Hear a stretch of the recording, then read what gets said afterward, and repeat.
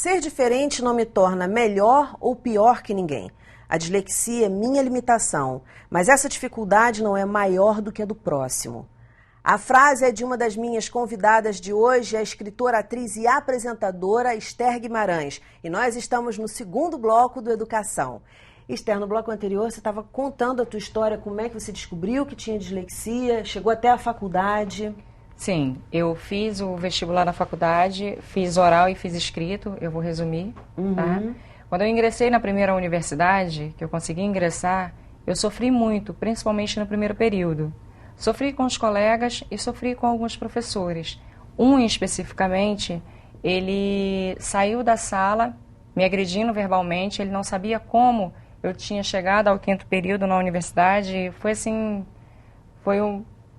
ali era para mim ter desistido de tudo na minha vida. E eu olhei para ele e falei: professor, sabe qual é a maior satisfação que eu tenho na minha vida? É de saber que a nota que eu tiro, a minha nota, ela pode não ser fidedigna ao meu conhecimento, porque eu sei muito mais do que ela pode apresentar. Mas, quando consigo expressar o meu conhecimento de maneira adequada, que eu tenho esse tempo, que eu tenho esse silêncio, que eu tenho o respeito do professor para isso, aí a nota diz o que eu tenho. Eu nunca colei. Alguns alunos seus tiraram 8, 9, porque escreveram exatamente o quadrado que o senhor desenhou. Porque colaram. Eu não preciso disso. Hoje, na outra universidade, eu não faço prova oral. Eu faço prova com leitor, né? Mas tem sempre o funcionário da universidade, tem o meu leitor, e quando eu estou fazendo a minha prova, eu sinto que a universidade que eu me encontro hoje, ela me respeita não só porque eu tenho uma dislexia, ela me respeita porque eu sou uma cidadã. Não, e é importante dizer que você faz a faculdade de psicologia, né? Sim, desde o início. Isso realmente é um ponto muito curioso, vamos dizer assim, né? Tem pessoas... Entre aspas, muito entre aspas. Né? Teve uma colega minha que sentou perto de mim e falou assim: vem cá. Aí ela começou a conversar comigo, aí eu na inocência, eu fui respondendo. Aí de repente ela vira e fala TCC. Eu virei assim, eu falei: oi? Aí ela: não, você vai ser ótima pro meu TCC. Eu falei: você tá precisando de um ratinho de laboratório? Você me fala que eu vou ali, dou um jeitinho, compro um para você. Porque se você tivesse chegado até mim, me contado logo a sua intenção comigo, claro. Eu colaboraria com você. Mas você deixou escapar, eu não estava percebendo o que você estava fazendo. Mas se você percebesse, não ia ter graça. Aí eu olhei para assim. ser engraçado. Alessandra, são muitos casos de bullying em relação à dislexia?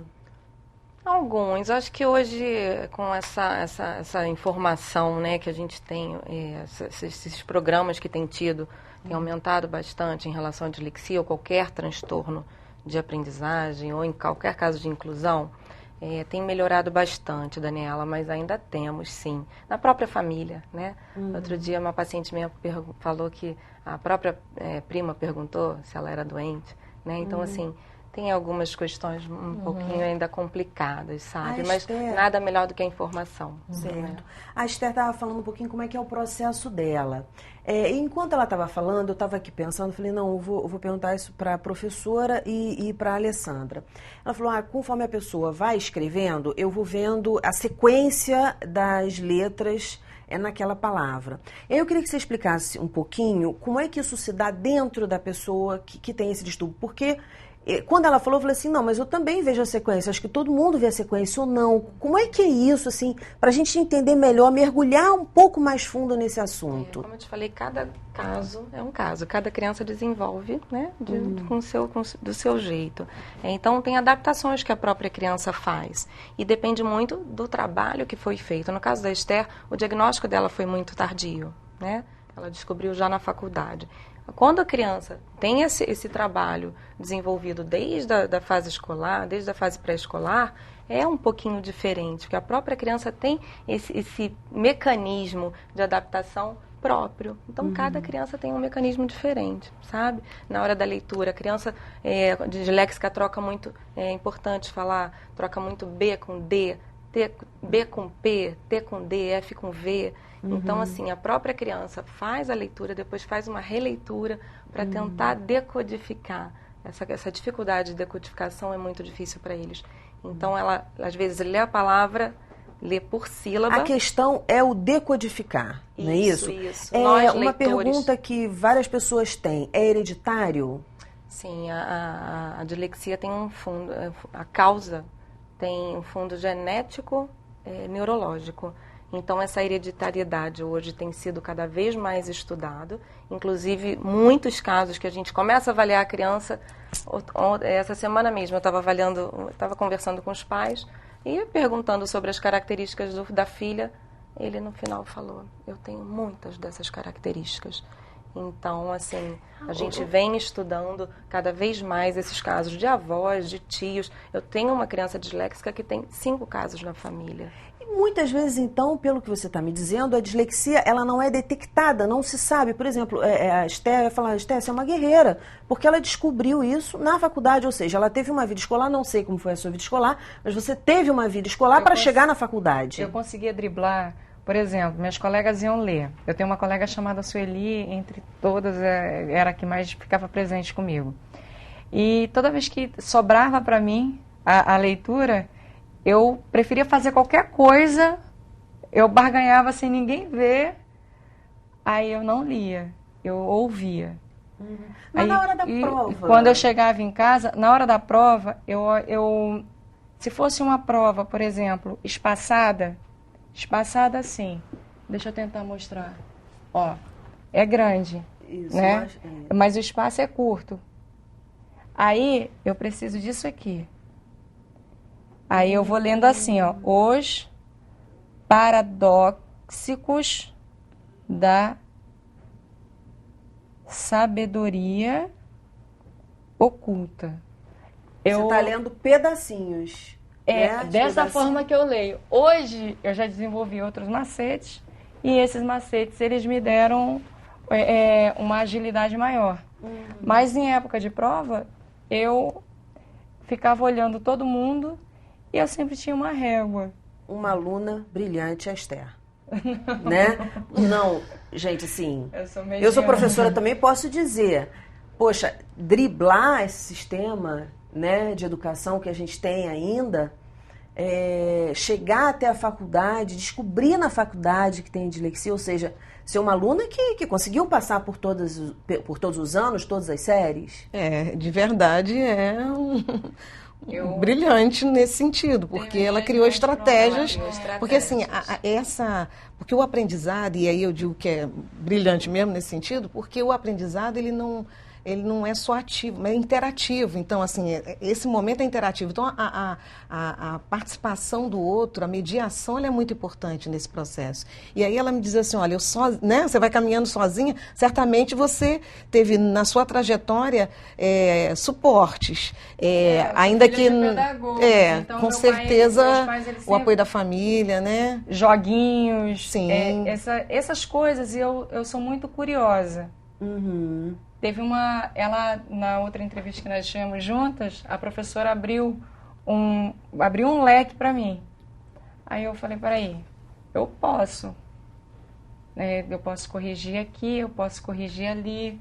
Aí eu fui ouvindo e eu sou estudante de psicologia. A minha prova, eu tirei 8, minha média foi 7, eu tenho um 6,5, que foi assim, porque eu me distraí. Foi uma distração minha, eu dei uma resposta que, depois que eu saí da sala, eu falei, no que eu estava pensando? Falei, já foi. Então, por quê? Porque, às vezes, eu respondo a prova inteira numa única pergunta. Entendi. Alessandra, a gente está no finalzinho do programa, então eu vou fazer umas perguntas rapidinhas assim. Então, o que a gente pode concluir é o seguinte, muitas pessoas têm dislexia e podem nunca descobrir que têm. É isso? podem ter dislexia, podem ter uma dificuldade. Hoje em dia, realmente, assim, só não tendo acesso a esse tipo de avaliação, a um olhar diferenciado numa escola. Hoje em dia eu acho um pouco difícil, Daniela, lógico, nas cidades do grandes. Caso do seu cliente, né, do seu paciente, que, enfim, tem 5 pessoas e desse avô, não foi um avô que disse, olha, o próprio pai tem essas características. Isso, então Daniela, há 30 anos atrás nós não tínhamos esse tipo de atendimento individualizado. Antigamente, uns 30 anos atrás, né, no meu tempo, as crianças eram ditas como preguiçosas, ou que, meu filho não quer nada com estudo, porque tinham algum tipo de dificuldade de aprendizagem. Agora, uma pergunta importante. Hoje são diagnosticadas. Uma pergunta importante. Toda criança que tem problema com leitura é disléxica? Não. Muitos diagnósticos vêm de forma errada e quando nós vamos avaliar, realmente não. Mas todo disléxico tem problema de leitura. O contrário é verdadeiro. Maravilha. Perfil da escola ideal para um disléxico. Como que o pai já sabe, já se preocupou desde o início, já detectou alguns sinais, já fez um diagnóstico, ou mesmo tem uma desconfiança?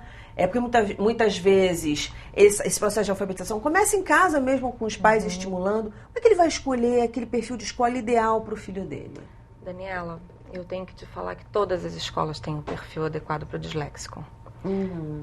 Mas infelizmente essa não é a nossa realidade. Todas têm que ter. Todas têm que ter, né?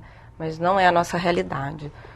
Hoje nós temos equipe multidisciplinar dentro de uma escola, nós temos a psicopedagogia, nós temos o professor que cada vez mais se aprofunda, né, nesses distúrbios, nesses transtornos de aprendizagem.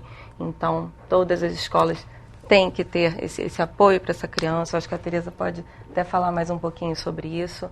Ainda temos um pouquinho de dificuldade, sim, mas corremos atrás para que tudo seja solucionado, para que essa criança tenha um atendimento mais especializado para ela. Certo. Tem que, né, acho que favorecer um espaço para essa aprendizagem, favorecer a aprendizagem, eu acho que esse é o objetivo mesmo da escola, e ela precisa estar atenta a isso, com estratégias, adequações, e aí não só o aluno com dislexia, já com diagnóstico, mas todos os que apresentam dificuldades na aprendizagem, de um modo geral, é preciso que se crie um espaço com as adequações, atendendo às necessidades específicas, educacionais específicas desse aluno. Então, essas estratégias, é preciso estar atento à escola o tempo todo. É difícil, mas a gente hoje tem escola para todos, e é difícil trabalhar com a diversidade, com as diferenças, mas a gente vai aprendendo, e isso, acho que a gente tem avançado um pouquinho, ainda falta muito, mas não estamos da mesma forma.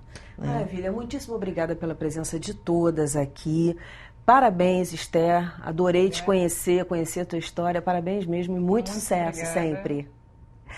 O nosso programa já está terminando e se você quiser ver novamente, basta acessar o site www.tvalerj.tv. Para mandar sugestões ou fazer críticas, escreve para nós no educatvalerj@gmail.com. E fique ligado no recadinho deles que vai aparecer pertinho dos créditos que vão começar a subir. Educação, porque se você não se envolver, não rola. Até a próxima, TV Alerj, o canal do povo fluminense.